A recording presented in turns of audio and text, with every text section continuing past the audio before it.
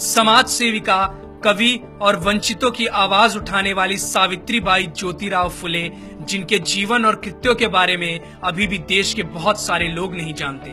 यहाँ तक कि बहुत सारी महिलाएं भी इस बात से अनजान हैं कि अगर वे आज शिक्षित हैं, रोजगार के योग्य हैं, तो वो आखिर किसके प्रयासों के चलते हैं। सावित्रीबाई फुले का जन्म 3 जनवरी 1831 को पुणे से 50 किलोमीटर दूर पुणे के नैगांव में हुआ था। 1840 में 10 वर्ष की उम्र में उनका विवाह ज्योतिराव के साथ हुआ था, जो कि उस समय 13 वर्ष के थे। उन्होंने एक बालक को गोद लिया था, जिसका नाम उन्होंने यशवंत रखा। ज्योतिराव ने अपनी पत्नी को घर पर ही पढ़ाया और उन्हें शिक्षिका के तौर पर प्रशिक्षित किया। बॉम्बे गार्जियन के 22 नवंबर 1851 में प्रकाशित एक खबर के अनुसार उनकी आगे की शिक्षा की जिम्मेदारी ज्योतिराव के मित्र सखाराम यशवंत परांजपे और केशव शिवराम भावलकर ने संभाली। सावित्रीबाई फुले भारत की पहली महिला अध्यापिका थी। घर की देहरी लांघकर बाहर पढ़ाने जाने के उनके इस कदम से आधुनिक भारतीय महिला के सार्वजनिक जीवन का प्रारंभ होता है। उन्होंने अपने पति ज्योतिराव फुले के साथ मिलकर महिलाओं की शिक्षा के लिए महत्वपूर्ण काम किया। 1848 में उन्होंने देश में पहली महिला स्कूल की स्थापना की, जिसके बाद वो 5 अन्य विद्यालय खोलने में सफल हुई। 5 फरवरी 1852 के एक आवेदन पत्र के अनुसार लड़कियों के लिए पहले 3 स्कूल 3 जुलाई 1851, 17 नवंबर 1851 और 15 मार्च 1852 चिपलू नकरवादा, रास्तापेट और वेडलपेट क्रमशः शुरू किए गए। सावित्रीबाई फुले इनमें से सबसे पहले स्थापित स्कूल की प्रधानाध्यापिका थी। एक ऐसी महिला जिन्होंने 19वीं सदी में छुआछूत, बाल विवाह तथा विधवा विवाह निषेध जैसी कुरीतियों के विरुद्ध काम किया, उसे हिंदुस्तान ने भुला दिया। क्योंकि उनका जन्म एक दलित परिवार में हुआ था, उन्होंने भारत में नारी शिक्षा के लिए महत्वपूर्ण योगदान दिया।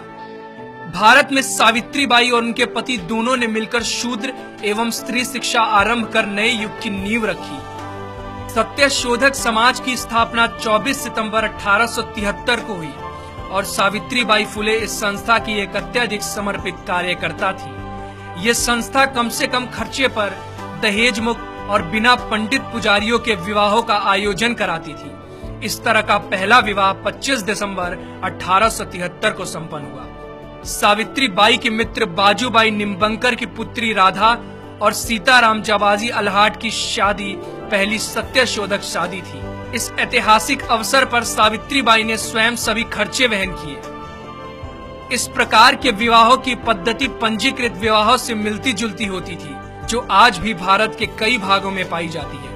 पूरे देश के पुजारियों ने इन विवाहों का विरोध किया और वे इस मुद्दे को लेकर कोर्ट में भी गए। फूले दंपत्ति को कठोर परेशानियों का सामना करना पड़ा, किंतु इससे वे अपने पद से विचलित नहीं हुए। 4 फरवरी 1889 को उन्होंने अपने दत्तक पुत्र की शादी इसी पद्धति से की।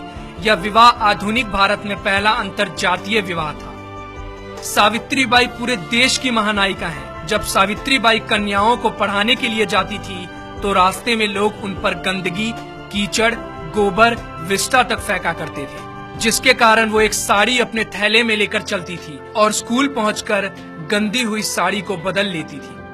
महात्मा ज्योतिबा फुले की मृत्यु सन 1890 में हुई।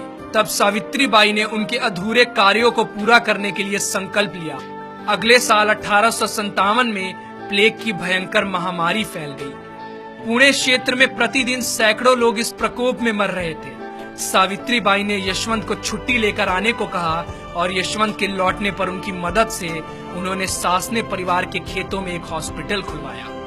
वे बीमार लोगों के पास जाती और खुद ही उनको हॉस्पिटल तक लेकर आती। हालांकि वो जानती थी कि एक संक्रामक बीमारी है, फिर भी उन्होंने बीमार लोगों की सेवा और देखभाल करना जारी रखा। जैसे ही उनको पता चला कि मुंदवा गांव के बाहर महारों की बस्ती में पांडुरंग बाबाजी गायकवाड़ का पुत्र प्लेग से पीड़ित हो गया है, वो वहां गई और बीमार बच्चे को पीठ पर लादकर हॉस्पिटल लेकर दौड़ी। इस प्रक्रिया में यह महामारी उनको भी लग गई और 10 मार्च 1897 को रात 9 बजे आखिरकार उनकी सांसें हमेशा के लिए थम गई। दीन बंधु ने उनकी मृत्यु की खबर को बड़े ही दुख के साथ प्रकाशित किया।